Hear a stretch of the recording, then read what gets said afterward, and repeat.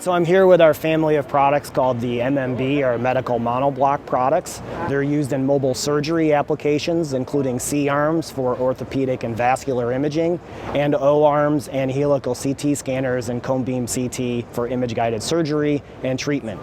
They start with a 3.5 kilowatt X-ray source with a stationary anode X-ray tube. This is the source with both high voltage and X-ray in one tank, all the way up to 25 kilowatt rotating anode, coming with top windows and side windows, and various power levels in between.